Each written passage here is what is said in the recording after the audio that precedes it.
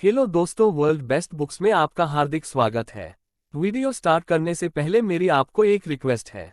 अगर वीडियो आपको पसंद आए तो वीडियो को लाइक और शेयर कीजिए और सब्सक्राइब करके बेल के बटन को दबाकर ऑल सिलेक्ट कीजिए, जिससे मेरे आने वाले लेटेस्ट वीडियो की इन्फॉर्मेशन आपको डे टू डे सबसे पहले मिलती रहे। आपने वह फ्रेज तो जरूर सुना होगा, the quality of thoughts leads to quality of life. यानी कि जिस प्रकार के आपके विचार चल रहे होते हैं उसी तरह की आपकी लाइफ डिजाइन होती है। मगर क्या थॉट्स को कंट्रोल करना आसान है? अब मैं सिर्फ इतना सा कहता हूं कि अगर सवाल बना है तो जवाब तो जरूर करना ही है, और जब तक बुक्स है इस दुनिया में तब तक हर सवाल का आंसर मिलता रहेगा। और अगर आपने आज की बुक समरी की लर्निंग को अपनी लाइफ में प्रैक्टिकली इंप्लीमेंट किया ना, तो ये तय रहा कि आपके थॉट्स आपके कंट्रोल में होंगे, और जिस तरह के थॉट्स फिर आप जनरेट करेंगे वैसे ही लाइफ आप अपने लिए डिजाइन कर सकेंगे। तो आज की बुक समरी है think straight, change your thoughts, change your life, जिसे लिखा है डेरियस फॉक्स ने। डेरियस फॉक्स एक ब्लॉगर, ब्रॉडकास्टर और ऑनलाइन टीचर है। उन्होंने बिजनेस, प्रोडक्टिविटी और पैसा कमाने के बारे में 7 किताबें लिखी है। उनका काम टाइम, एम्बेसी और कई पब्लिकेशन पर फीचर हुआ है। आज की समरी आपको ये थॉट्स को कंट्रोल करना और इफेक्टिवली अपनी प्रॉब्लम को सॉल्व करने का तरीका सिखाए। इसमें आप प्रैग्मेटिज्म और दुनिया के कई थिंकर्स के बारे में जानेंगे। अगर आप अपनी लाइफ को इंप्रूव करना चाहते हैं और लाइफ में बेटर डिसीजन लेना चाहते हैं तो इस समरी को जरूर पढ़ें और जरूर सुनें। 1860 में एक नौजवान हार्वर्ड यूनिवर्सिटी से मेडिसिन की डिग्री पूरी करता है। इसी दौरान वो अपनी मेंटल हेल्थ प्रॉब्लम से भी जूझ रहा होता है। हालांकि वह मेडिसिन पढ़ रहा था लेकिन खुद उसकी मानसिक हालत ठीक नहीं थी। वो डिप्रेशन का शिकार था और अक्सर उसके मन में आत्महत्या करने के विचार आते थे। इस नौजवान का नाम था विलियम जेम्स, जो आगे चलकर अमेरिका के बेस्ट साइकोलॉजिस्ट हुए, और उन्होंने फिलॉसफी की स्कूल, जिसे प्रैग्मेटिज्म कहा जाता है, उसकी फाउंडेशन रखने का श्रेय भी विलियम जेम्स को ही जाता है। जेम्स 3 साल तक डिप्रेशन के शिकार रहे। इस दौरान वो अपना ज्यादातर समय यही सोचते रहते थे कि उन्हें आत्महत्या क्यों नहीं करनी चाहिए। इस समय उन्हें पैनिक अटैक आती थी और हल्लुसिनेशन यानी कि जो नहीं है उसका एहसास होना ऐसा महसूस होता था। दरअसल जेम्स को ये बीमारी उसे विरासत में मिली थी, क्योंकि उनके पिता को भी डिप्रेशन था और उन्हें भी आत्महत्या करने के विचार आते थे। इसीलिए जेम्स को लगता था कि उनकी मेंटल कंडीशन बायोलॉजिकल है, जिसका कोई इलाज नहीं है। लेकिन 1870 में उन्होंने इसके बारे में एक अलग नजरिए से सोचना शुरू किया। जेम्स ने एक फिलोसोफर का लिखा हुआ एक ऐसे पढ़ा। उसमें समझाया गया था कि जब इंसान को एक साथ कई थॉट्स आए तो उसके पास एक फ्री विल की चॉइस होती है, यानी कि एक थॉट पर फोकस करना। इस ऐसे को पढ़ने के बाद चेंज को ख्याल आया कि उस डेफिनेशन को अपने हल्लुसिनेशन पर अप्लाई करके देखे। इससे जेम्स को ये पता चला कि इंसान चाहे तो वही यह एक थॉट के बदले में कोई दूसरा थॉट चूज कर सकता है। इसका मतलब हुआ कि हम अपने थॉट्स को कंट्रोल कर सकते हैं। बाद में यही आइडिया प्रैग्मेटिज्म का कोर बना, जिसकी फाउंडेशन उन्होंने कई साल बाद रखी थी। हालांकि जेम्स समझते थे कि हम अपने कॉन्शियसनेस को कंट्रोल नहीं कर सकते। हमारे माइंड में कई थॉट्स आते जाते हैं, लेकिन फ्री विल की वजह से आप चूज कर सकते हो कि किसी थॉट्स पर आपको फोकस करना है। यानी इंसान अगर प्रैक्टिस करता रहे तो वह खुद डिसाइड कर सकता है कि उसे क्या सोचना चाहिए और क्या नहीं। अपने थॉट्स पर कंट्रोल रखना लाइफ में बहुत इंपॉर्टेंट है। ये आपको लाइफ की हर फील्ड में सक्सेसफुल बनने में हेल्प करता है, चाहे वह करियर हो, फाइनेंस हो, रिलेशनशिप हो या कोई और मैटर हो। इतिहास के कई थिंकर्स इस बात से सहमत हैं। जैसा कि फिलोसोफर रॉल्फ वॉल्डो एमरसन कहते हैं कि हम वही बनते हैं जो हम हर वक्त सोचते रहते हैं। आपके एक्शंस आपके थॉट्स की देन है। अगर आपको अपने एक्शंस चेंज करने हैं तो सबसे पहले आपको अपने थॉट्स को चेंज करना होगा। और इस समरी में आप अपने थॉट्स को कंट्रोल करने के बारे में और भी काफी कुछ सीखेंगे। आइए शुरू करते हैं इस चैप्टर से। Use what works. आपका ब्रेन दुनिया का सबसे पावरफुल टूल है। ये किसी भी टेक्नोलॉजी या डिवाइस से ज्यादा कॉम्प्लेक्स और ज्यादा चमत्कारी है। लेकिन एक प्रॉब्लम है, हम इंसान एक अमेजिंग ब्रेन के साथ पैदा होते हैं, पर हमें यह नहीं पता होता है कि ठीक से पूरी तरह से इसे यूज कैसे करना है। हम लोग बहुत इनप्रैक्टिकल भी है। हमें लगता है कि हम ग्रेट थिंकर हैं और लॉजिकल तरीके से डिसीजन लेते हैं, मगर रिसर्च इसे गलत प्रूव करती है। पिछली कई शताब्दियों में साइंटिस्ट को 100 से भी ज्यादा कॉग्निटिव बायस या थिंकिंग एरर के बारे में पता चला है। वो बताते हैं कि कैसे हम बिना फैक्ट्स के बारे में सोचे बिना अपने इमोशंस और गट फीलिंग्स के बेस पर डिसीजन लेते हैं। इस बुक के लेखक डेनियस फॉरॉक्स ने कॉग्निटिव बॉयस पर कई बुकें पढ़ी है। उनमें कई कहानियां और घटनाओं के बारे में लिखा गया है जब लोग सोचने में गलतियां करते हैं। डेनियस हमारे सोचने के तरीके को बदलने में और उसे सही करने में हमारी मदद करना चाहते हैं, और इसके लिए उन्होंने ये बुक लिखी है। पहले डेनियस भी आप जैसे ही थे। उन्हें अपने थॉट्स पर कंट्रोल पाने के बारे में कुछ भी पता नहीं था। जैसे कि आज वह खुश है तो कल बेवजह उदास हो जाते थे, यहाँ तक कि उनसे डेली लाइफ की सिंपल प्रॉब्लम भी सॉल्व नहीं हो पाती थी। लेकिन उन्होंने प्रैक्टिस, रीडिंग, जर्नलिंग और सोचने की मदद से अपनी थिंकिंग को इम्प्रूव करना सीख लिया था। अब डेनियस अपने माइल के गुलाब नहीं है। वह अपने थॉट्स को खुद पर हावी नहीं होने देते हैं, बल्कि उन्हें कंट्रोल करना उन्हें आता है। वो स्ट्रेट यानी कि सीधा सोच सकते हैं। स्ट्रेट सोचने का यह मतलब नहीं है कि आप कितने इंटेलिजेंट हैं या प्रॉब्लम को सॉल्व करने में कितने अच्छे हैं, बल्कि इसका मतलब यह है कि अपने थॉट्स को सक्सेसफुली कंट्रोल कर पाना। ऐसा करके आप एक खुशहाल, हेल्दी और मीनिंगफुल लाइफ जी सकते हैं। आपको काम के और फिजूल के थॉट्स के बीच में फर्क पता होना चाहिए। किसी भी नतीजे पर पहुंचने से पहले शांत रहकर फैक्ट्स को स्टडी करें और चीजों को अलग नजरिए से देखने की कोशिश करें, तब जाकर किसी नतीजे पर पहुंचे। Clear thinking required streaming. हमारा माइंड एक मसल जैसा है जिसे हेल्दी और फिट रखने के लिए डेली एक्सरसाइज की जरूरत पड़ती है। नई चीजें सीखना एक अच्छा तरीका है अपने दिमाग को फिट रखने के लिए, लेकिन बहुत से लोगों को लगता है कि लर्निंग सिर्फ स्कूल तक ही सीमित होती है, जैसा कि जब उन्होंने बैचलर्स या मास्टर्स की डिग्री लेने के लिए पढ़ाई की थी। स्कूल में हम नए नए आइडियाज और स्किल्स सीखते हैं जो हमारे सोचने और लाइफ को जीने का तरीका बदल देता है। लेकिन एक बार हम एक माइंडसेट के आदी हो गए तो फिर उसे बदलना मुश्किल होता है।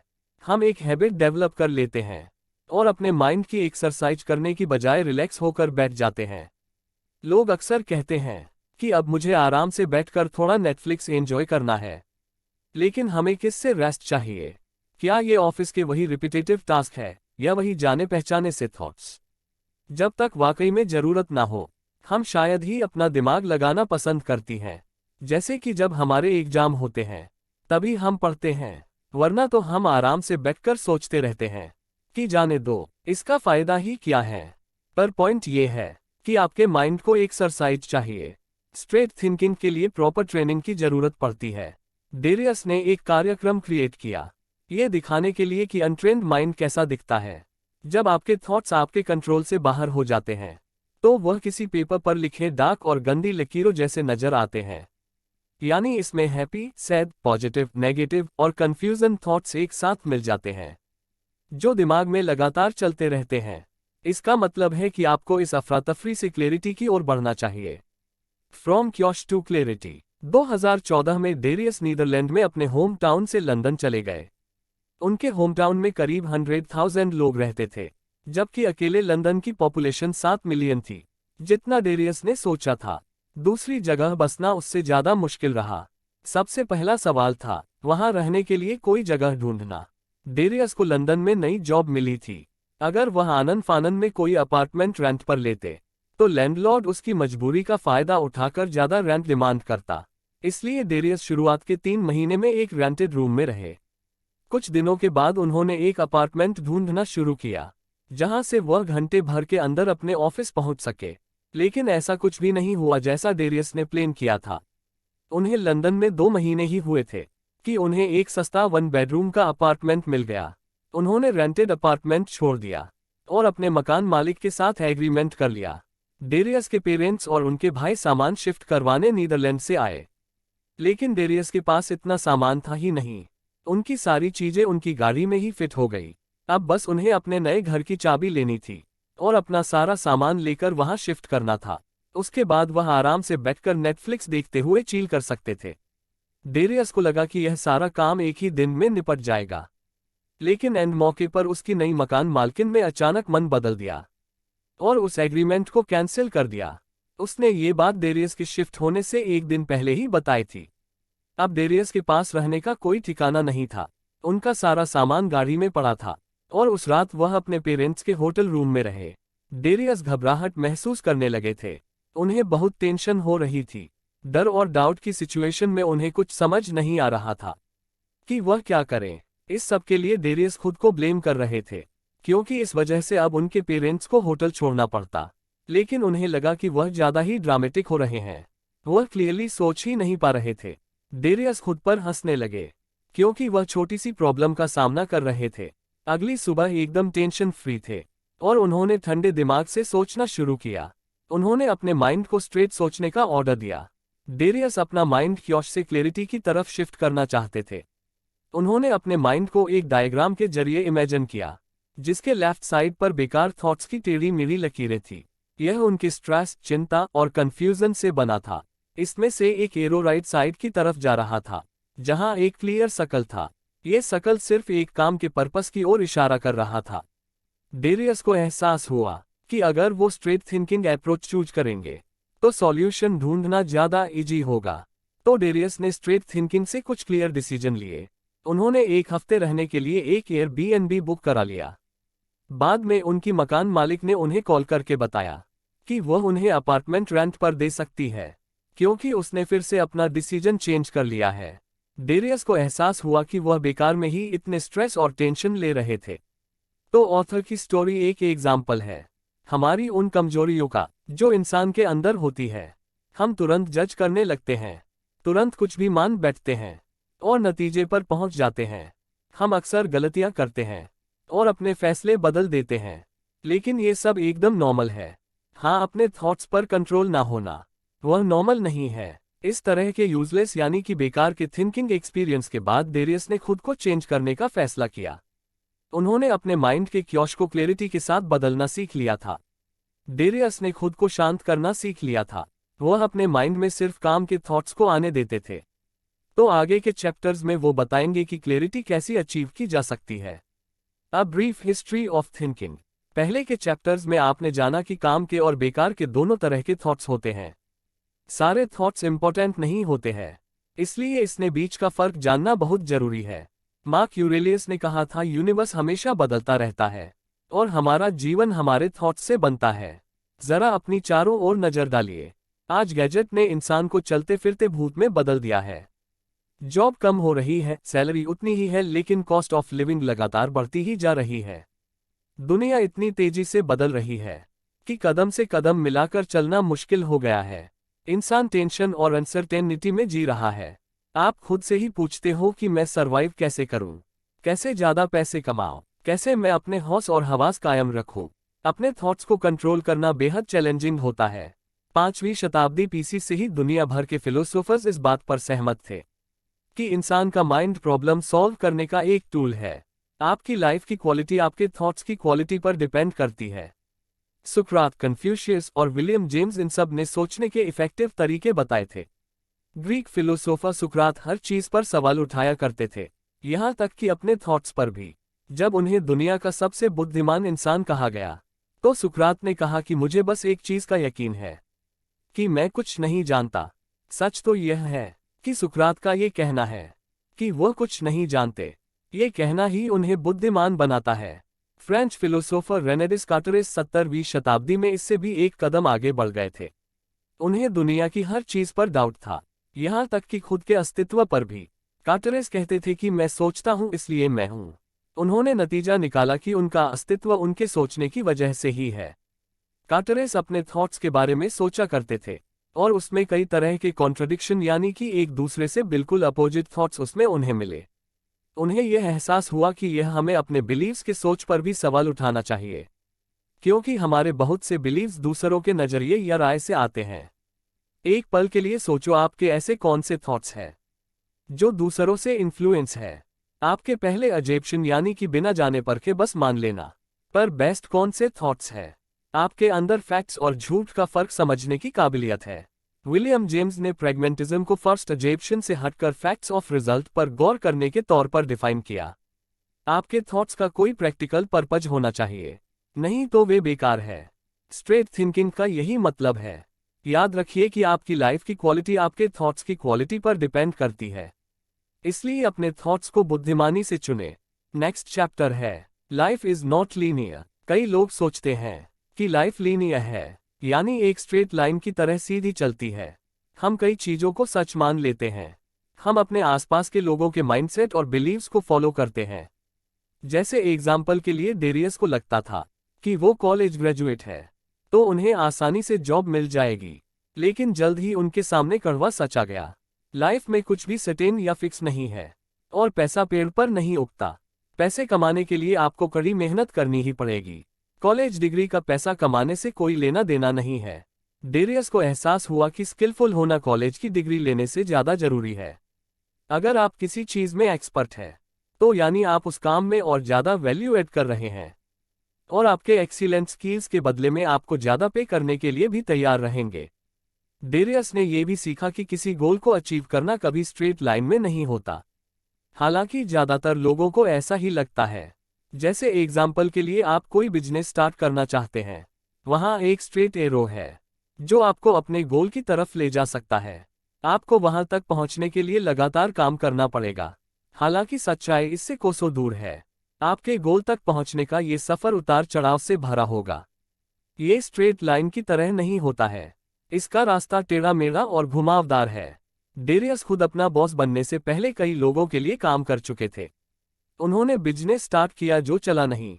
वह निराश हो गए और उन्होंने लगभग हार मान ली थी। डेरियस को एहसास हुआ कि उन्हें सक्सेसफुल होने के लिए बैकअप प्लान की और दूसरे ऑप्शन की जरूरत पड़ेगी। ये एक्सेप्ट कर लेना कि लाइफ सीधी नहीं चलती है हमें क्लियरली सोचने में हेल्प करती है। बिजनेस स्टार्ट करने के अलावा डेरियस रियल एस्टेट में भी इंटरेस्टेड थे। शुरुआत में वह लंदन या एम्स्टर्डम में इन्वेस्ट करना चाहते थे, लेकिन रियल एस्टेट का कॉस्ट इन शहरों में काफी ज्यादा था और उनके पास इतना पैसा नहीं था। इसलिए धैर्य से दूसरे ऑप्शन ढूंढने शुरू किए। उन्होंने बढ़ते हुए रियल एस्टेट मार्केट को स्टडी किया और आखिर में नीदरलैंड में अपने होम टाउन में ही इन्वेस्ट करने का डिसीजन लिया। यहाँ दाम कम थे और पॉपुलेशन तेजी से बढ़ रही थी। उनके शहर में स्कूल और बिजनेस में खूब इन्वेस्ट किया जा रहा था। इसके अलावा डेरियस वहां कई लोगों को जानते थे क्योंकि वह पहले वहां रहा करते थे। जल्द ही उन्हें अपने होम टाउन में अच्छी ही डील मिल गई। और आप इस एग्जाम्पल से सीख सकते हैं कि अपने गोल्स अचीव करने के कई तरीके हो सकते हैं। अगर फर्स्ट ऑप्शन फेल हो गया है तो आप दूसरा ऑप्शन ट्राई कर सकते हैं। एक और लेसन यह है कि पॉपुलर चॉइस हमेशा राइट चॉइस नहीं होती। आपको खुद डिसाइड करना चाहिए और फैक्ट्स के बेसिस पर ही किसी नतीजे पर पहुंचना चाहिए। Filter your thoughts. हम दुनिया भर की इंफॉर्मेशन को प्रोसेस नहीं कर सकते, इसीलिए हमारा ब्रेन फिल्टर करने के लिए इवॉल्व हुआ है और यह मेंटल शॉर्टकट यूज करता है। ये शॉर्टकट हमें इंफॉर्मेशन को प्रोसेस करने और जल्दी से डिसीजन लेने में हेल्प करते हैं। इन मेंटल शॉर्टकट को ह्यूरिस्टिक्स कहते हैं। ये वो स्ट्रेटजीज है जिन्हें हम एक जैसे प्रॉब्लम पर अप्लाई करते हैं। ह्यूरिस्टिक्स का एक एग्जाम्पल है ट्रायल एंड एरर मेथड। वैसे ये हमेशा प्रैक्टिकल नहीं होता है, क्योंकि करियर बनाने के लिए अगर आप ट्रायल एंड एरर मेथड को यूज करेंगे तो शायद सक्सेसफुल होने से पहले आपकी पूरी लाइफ इसमें निकल जाए। एक और इम्प्रैक्टिकल ह्यूरिस्टिक्स है सोशल प्रूफ। ये तब होता है जब हम वो फॉलो करते हैं जो दूसरे फॉलो करते हैं और कहते हैं और हम खुद नहीं सोचते। वही फैमिलियरिटी यानी कि जाना पहचाना मतलब है, एक ही रूटीन को फॉलो करना। फैमिलियरिटी के साथ प्रॉब्लम यह है कि कई बार हमें कुछ बड़ा और कमाल का करने के लिए रिस्क लेना ही पड़ता है। इसलिए ह्यूरिस्टिक्स या मेंटल शॉर्टकट्स अक्सर नेगेटिव रिजल्ट देते हैं। ह्यूरिस्टिक्स से बेहतर है कि थॉट्स को फिल्टर करने और डिसीजन लेने के लिए प्रैग्मेटिज्म अप्लाई किया जाए, क्योंकि प्रैग्मेटिज्म का बेसिक आइडिया है ट्रू इज व्हाट वर्क्स, यानी कि जो काम करता है वही सच है। जैसे कोई इंसान कहता है कि ड्रग्स लेने से मुझे फायदा होता है, लेकिन आपको इसका इंटरनल मीनिंग नहीं लेना है। जैसे एग्जाम्पल के लिए कहावत है कि good things come to those who wait, यानी जो सब्र रखते हैं उन्हें अच्छा फल मिलता है। मगर इसका यह मतलब नहीं है कि आप घर के अंदर बैठकर अच्छे रिजल्ट का वेट करते रहे। इसकी बजाय आप ट्रू इज व्हाट वर्क्स को थॉट्स के लिए एक फिल्टर के तौर पर अप्लाई कर सकते हैं जो आपका ब्रेन एक्सेप्ट कर सके। ट्रू इज व्हाट वर्क्स का मतलब है उस इंफॉर्मेशन को प्रोसेस करना जो डायरेक्टली आपकी लाइफ को इम्पैक्ट करती है।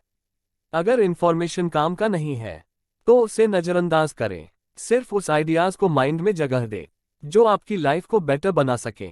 जैसे एग्जाम्पल के लिए कई लोग मानते हैं कि बड़े शहरों में बड़ी अपॉर्चुनिटी मिलती है। डेरियस को भी यही लगता था, यही वजह थी कि वे जॉब की तलाश में लंदन आए थे और उन्हें एक हाई पेइंग जॉब मिल भी गई थी। लेकिन बड़ी जॉब अपने साथ बड़ी प्रॉब्लम और जिम्मेदारी भी लेकर आई। इसके अलावा डेरियस को एहसास हुआ कि उन्हें बड़े शहर पसंद नहीं है। बड़े शहरों की high cost of living, pollution और भीड़भाड़ वाली जगह उन्हें सख्त नापसंद थी। उन्हें एहसास हुआ कि उन्हें अपना माइंड सेट चेंज करना होगा। डेरियस नीदरलैंड में अपने होम टाउन लौट आए। यहाँ वह कम काम में भी बेहतर पैसा कमा सकते थे, क्योंकि छोटे शहरों में ज़्यादा शांति होती है और यहाँ वह कई लोगों को जानते भी थे। 10 मिनट के अंदर वह पूरे शहर में कहीं भी जा सकते थे। बाकी लोग शायद कहेंगे कि डेरियस की यह होमटाउन वाली लाइफ बोरिंग और अनसेटिस्फाइंग है, लेकिन डेरियस के लिए यही बेस्ट थी, जो उनके लिए काम कर गई। आपको भी वही करना चाहिए जो आपके लिए काम करे। इस तरह आप प्रैक्टिकल बन सकते हैं। Stop thinking. इंसान के माइंड में हमेशा थॉट्स आते रहते हैं, खासकर तब जब रात को उसे नींद आ रही हो।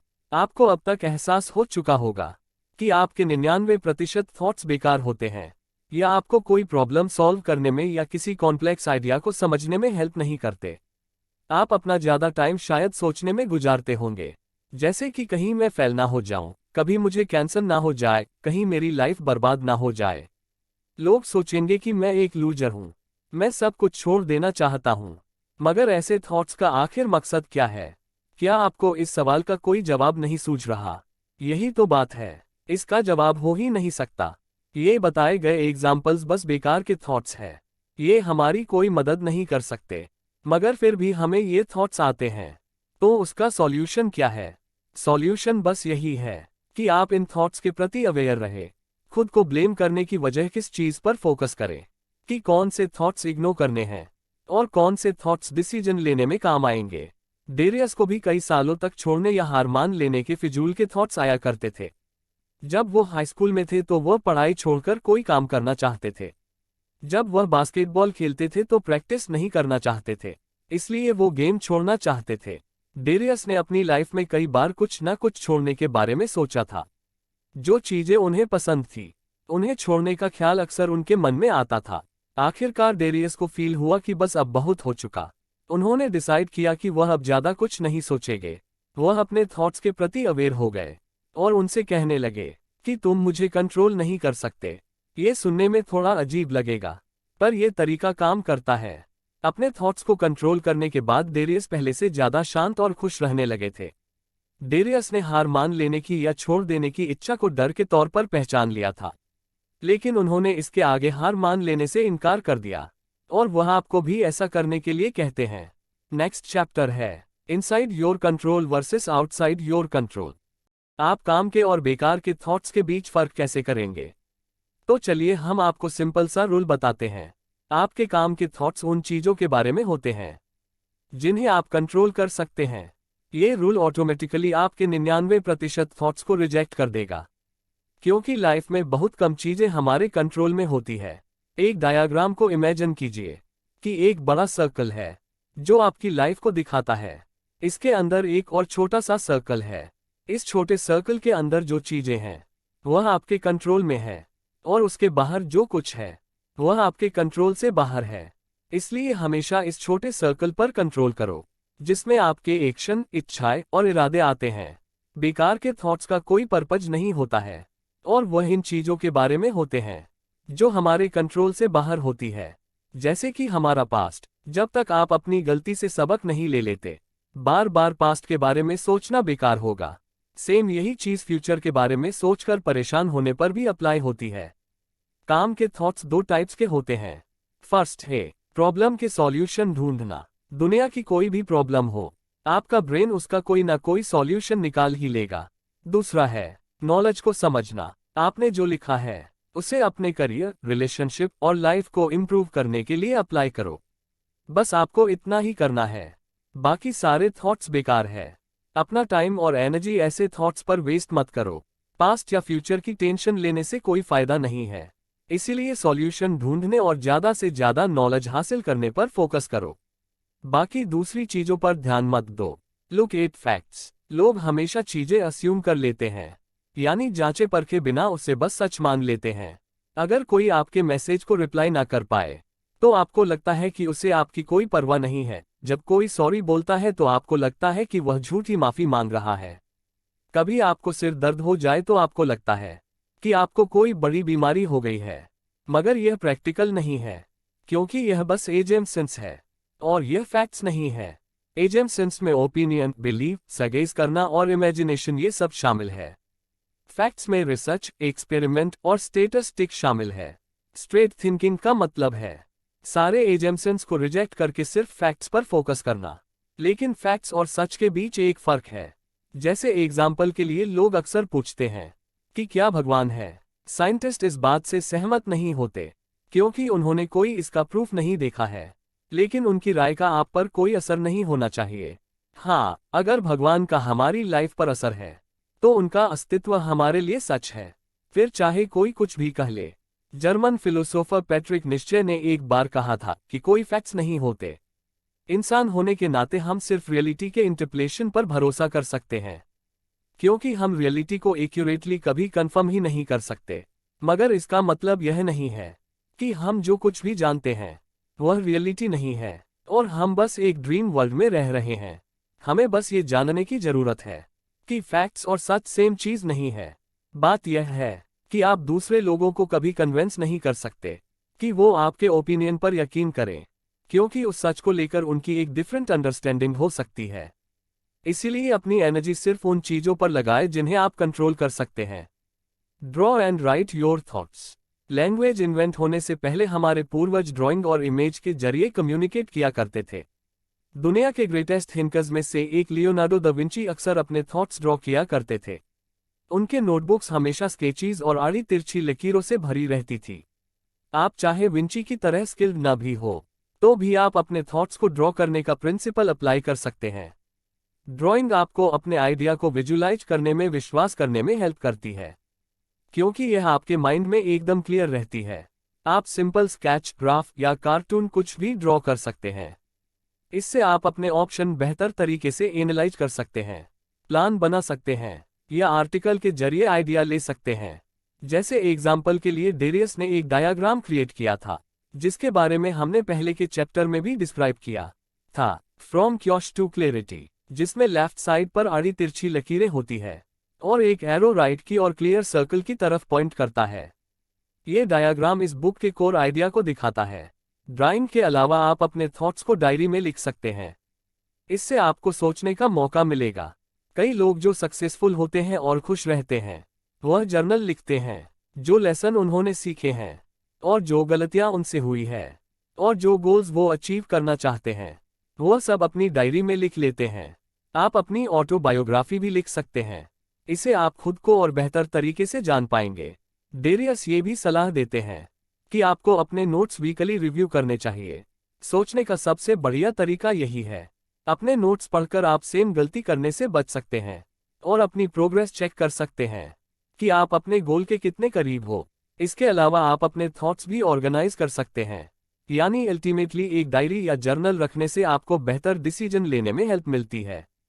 Money rules. अब डेरियस ने कुछ प्रिंसिपल्स और प्रैक्टिकल मनी रूल्स भी बताए हैं।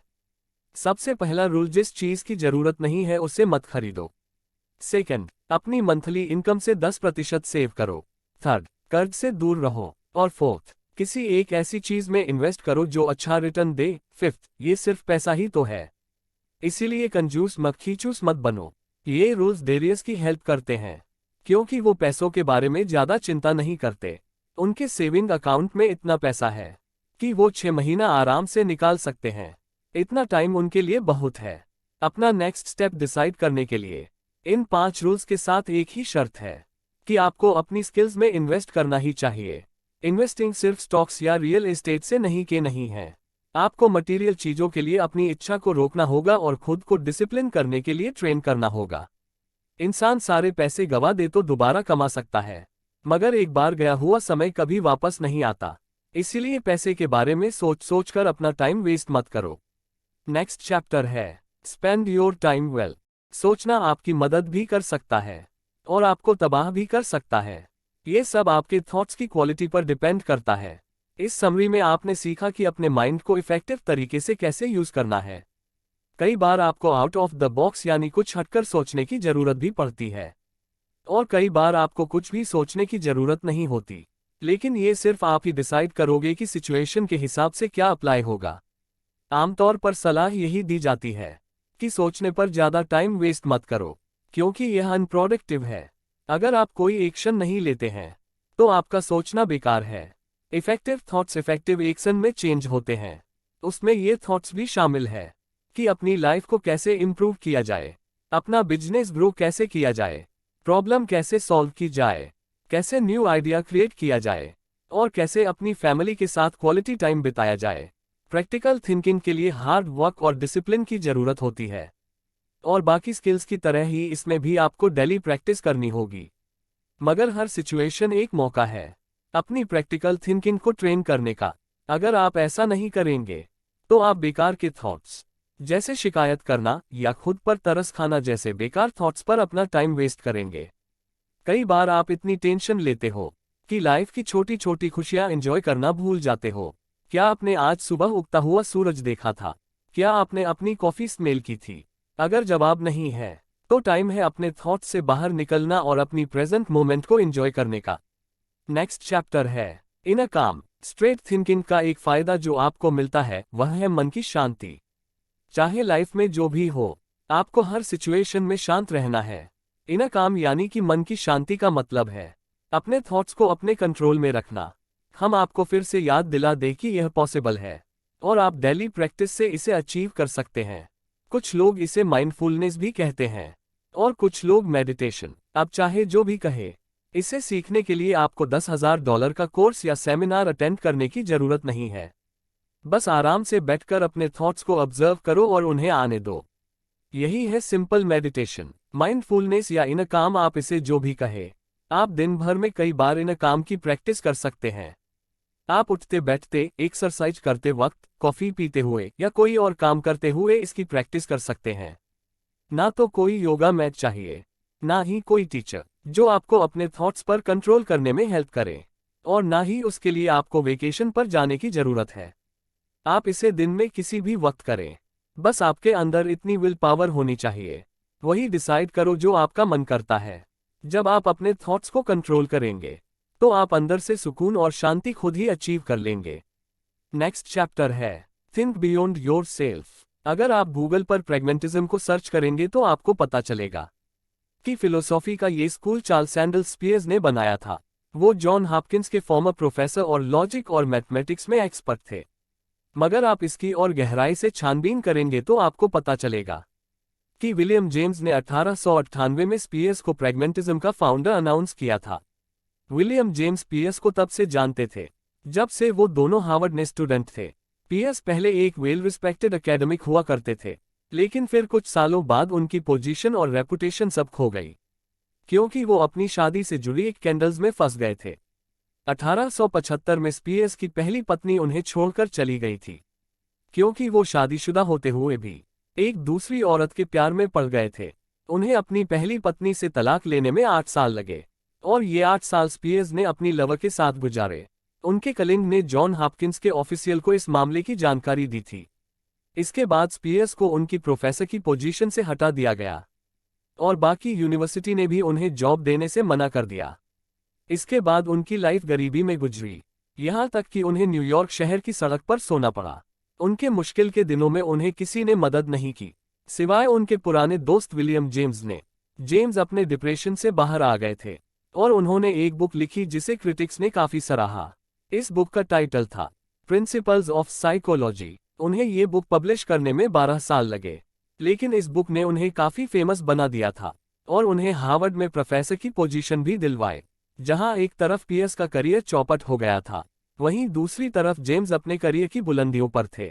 1898 में दिए गए एक लेक्चर में जेम्स ने पियर्स को प्रैग्मेटिज्म का फाउंडर अनाउंस किया। जेम्स का मानना था कि साइंटिस्ट अपना टाइम थ्योरीज और एब्स्ट्रैक्ट आइडिया पर वेस्ट करते हैं, जिसका लोगों की लाइफ में कोई इम्पैक्ट नहीं पड़ता। प्रैग्मेटिज्म कहता है कि आपके आइडियाज की प्रैक्टिकल वैल्यू होनी चाहिए। जेम्स ने प्रैग्मेटिज्म का क्रेडिट पियर्स को दिया, जिसके चलते पियर्स को सोसाइटी में थोड़ा सम्मान मिला, और मरने से पहले उनके कुछ पेपर्स भी पब्लिश हुए। विलियम जेम्स ने पियर्स के लिए जो किया वह कोई और नहीं कर सकता था, और यही चीज उन्हें महान बनाती है। बेशक वह फ्रेगमेंटेशन के पायोनियर थे, लेकिन उन्हें नाम और शोहरत की भूख नहीं थी, बल्कि उन्होंने सारा क्रेडिट अपने दोस्त को देकर उनकी बहुत मदद की थी। विलियम जेम्स ने एक बार कहा था, जीवन का सबसे अच्छा इस्तेमाल यही है कि इसे किसी ऐसी चीज पर लगाओ जो इंसान के मरने के बाद भी सदा बना रहे। आपको शायद यह आइडिया इनप्रैक्टिकल लग रहा होगा। आप शायद सोच रहे होंगे कि ऐसी चीज बनाने का क्या फायदा है जो आप जीते जी ना देख पाऊं। हालांकि बात यह नहीं है। आपको उस प्रिंसिपल को माइंड में रखकर जीना है। डेली कुछ ना कुछ मीनिंगफुल करने का सोचो। कुछ ऐसा क्रिएट करो जो दूसरों के काम आए।